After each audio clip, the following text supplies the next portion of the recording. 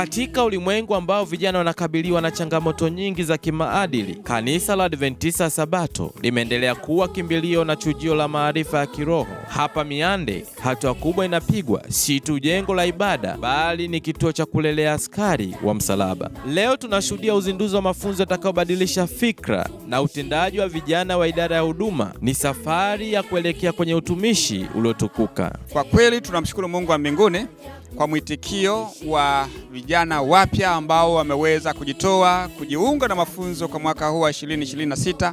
Na kwa namna hiyo, kama mkurugenzi, ninaomba nitoe wito sasa kwa makanisa yote ndani ya field hii ya Indian Ocean Trial Field, ya kwamba tuweze kutoa ushirikiano mkubwa wakati hawa vijana wanapokuwa wanatamani kufanya huduma hizi za uzinduzi wa mafunzo, kwa sababu makanisa mengine yatafanya tarehe 21, na baada ya hapo tutaweza kuendelea katika zoezi la mafunzo. Kwa nini mafunzo?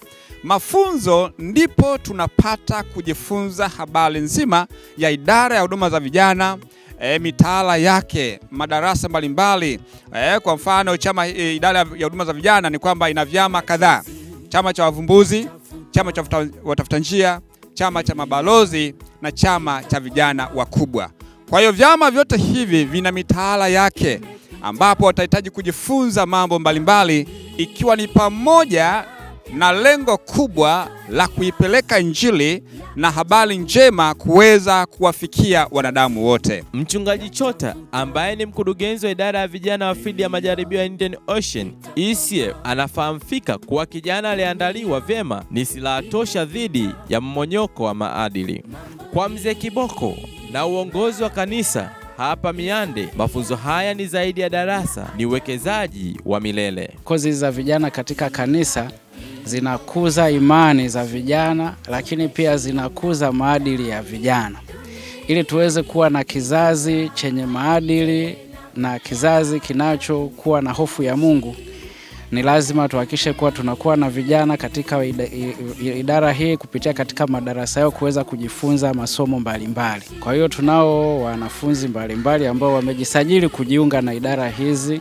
Upande wa wavumbuzi, tunao wavumbuzi takriban 28 mwaka huu, lakini tunao pia watafuta njia takriban 16, pamoja na mabalozi ambao takriban 16 pia, pamoja na YA, lakini tunao pia SYL 4 na Master Guide Club ambao wameshajiunga mpaka sasa hivi ni 2.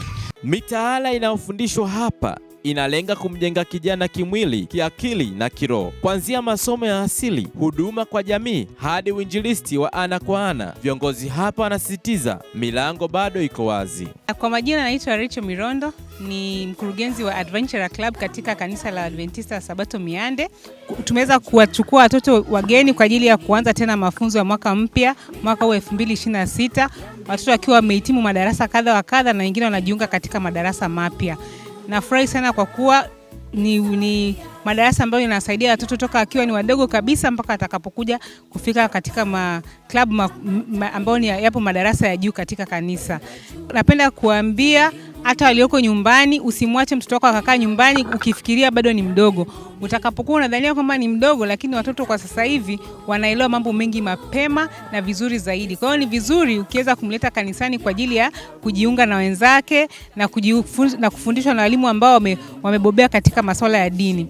Jina langu ni Mwalimu Edina Masatu, ni Master Guide ambaye nimehitimu na pia ni mkurugenzi wa klabu ya watafuta njia katika kanisa langu la Adventista wa Sabato Miande.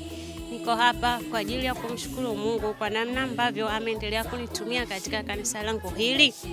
Takriban miaka 6 sasa ninasimamia klabu ya watafuta njia. Ninamshukuru sana Mungu kwa kweli, na ninafurahi kujumuika pamoja na watafuta njia na viongozi wenzangu, Master Guide wenzangu ambao nipo nao katika timu hii. Lakini jambo la pekee ambalo ninafurahia sana katika klabu hii ni kufanya kazi ya Mungu. Kwa kweli kazi ya Mungu ninaipenda sana, hasa kupitia hii klabu ya watafuta njia na klabu ya wavumbuzi.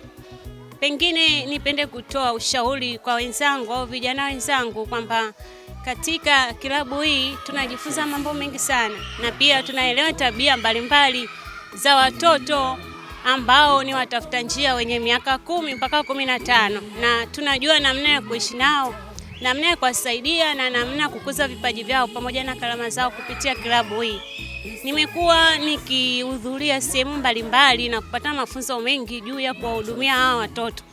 Namuomba Mungu anisaidie tena, aendelee kunipatia nafasi nyingine niweze kuitumikia hii klabu na kanisa langu kwa unyenyekevu na utiifu, na nikawe kielelezo kwa watoto pamoja na vijana wenzangu. Kwa jina naitwa Lucy Mauya Mtoni, ni kiongozi wa Master Guide Club katika kanisa la Waadventista wa Sabato Miande. Ninamshukuru Mungu kwamba tumeanza mwaka mwingine wa mafunzo, na mimi kama kiongozi wa Master Guide Club ninafurahi sana kwa ajili ya Master Guide waliohitimu.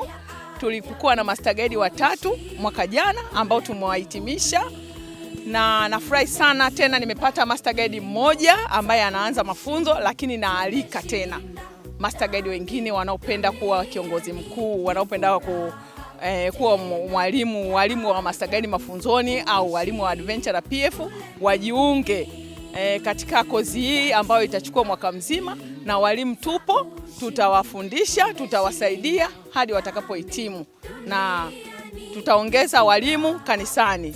Jina la Bwana lipewe sifa. Umuhimu wa kozi hii, kwanza ni muhimu kwa mtu binafsi mwenyewe kwanza, yani yule ambaye amesoma, maana atakuwa analijua kanisa la Adventista wa Sabato ulimwenguni. Kila kitu ambacho atajifunza, miongozo, kanisa lilianzia wapi, likafika wapi, na sasa tuko wapi, atakuwa anafahamu. Lakini pia atakuwa mwalimu mzuri kwa Master Guide wengine ambao wanajifunza, lakini pia kwa adventurer na pathfinder, yani watafuta njia na wavumbuzi. Mimi kama kiongozi wa vijana wakubwa, hususan mabarozi, lakini kiongozi wa mafunzo ya viongozi waandamizi, yani SYL, ninamshukuru Mungu kwa kuanzisha programu hii. Programu hii katika kanisa letu la Wasabato ina malengo kadhaa, lakini mojawapo ni kuelewa kwamba kanisa linahitajika kuwa na programu maalum kwa ajili ya vijana. Kwa nini? Tuko katika ulimwengu ambapo vijana wanakabiliwa na changamoto nyingi za kiulimwengu. Kwa kama kanisa linahitaji viongozi au walimu watakaosaidia vijana hawa kukabiliana na changamoto za ulimwengu wa sasa. Lakini jambo la pili, kanisa hili lina makusudi ya kiutume ambapo vijana, sehemu kubwa ya kanisa, asilimia kubwa ya kanisa ni vijana. Kwa hiyo wanahitajika kuongozwa katika makuzi yao katika kumtumikia Mungu. Kwa programu za leo zimealika watu wengi, vijana ndani ya kanisa, lakini watu wazima pia, ili kuendelea kujifunza kozi hizi za kufundisha vijana namna ya kuongoza, namna ya kutumika. Kwa ajili ya hayo basi ninasema namshukuru Mungu kwa hayo, na kanisa la kiulimwengu kwa programu hii imekuwa njema na inasaidia sana katika ukuaji wetu wa kanisa na hata mipango ya kanisa kwa ujumla. Mungu aendelee kulibariki kanisa hili kwa programu zake na yale ambayo sasa tumeanzisha kwa ajili ya kujifunza. Mungu awabariki sana. Tunawaalika watu wote, lakini hata wale ambao sio wa Sabato tunawakaribisha katika programu zetu kwa ajili ya kujifunza kile Mungu anawahitaji katika nyakati zao. Kutoka hapa Miande, tumaini jipya limezaliwa, vijana wameasha taa na kanisa limejipanga kuwalinda ili taa hiyo isizimike. Historia ya ajabu, machozi